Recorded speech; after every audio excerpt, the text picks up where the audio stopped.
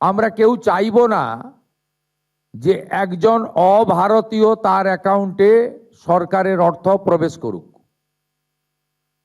এক্ষেত্রে খুব পরিষ্কারভাবে বলে রাখা দরকার আছে, যাদের বিচারাধীন ছিল এবং পরবর্তীকালে তারা ট্রাইব্যুনালে আবেদন করেছেন, তাদেরকে আমরা স্থায়ীভাবে ভোটার তালিকা থেকে নাম বাদ গেছে এই পর্যায়ে ধরছি না। বাংলাদেশ থেকে ধর্মীয় উৎপীড়নের কারণে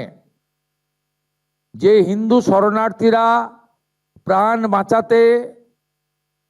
পশ্চিমবঙ্গে এসেছেন, যারা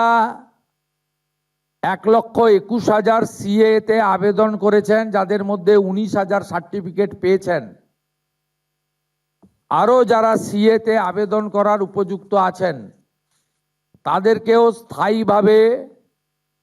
নাম বাতিল তালিকায় আমরা ধরছি না। এর বাইরে যারা রয়েছেন, অভারতীয়, অবৈধ অনুপ্রবেশকারী, বয়স বাড়িয়ে বয়স কমিয়ে অথবা মহিলাদের জন্য অর্থনৈতিক সুরক্ষা স্কিমকে বিগত দিনে দুর্নীতির আশ্রয় নিয়ে বিগত যারা শাসক ছিলেন, যারা জনগণের দ্বারা প্রত্যাখ্যাত হয়েছেন, তাদের আশীর্বাদে পুরুষরা যে ধরনের বিগত লক্ষ্মী ভাণ্ডারের সুযোগ পাচ্ছিলেন,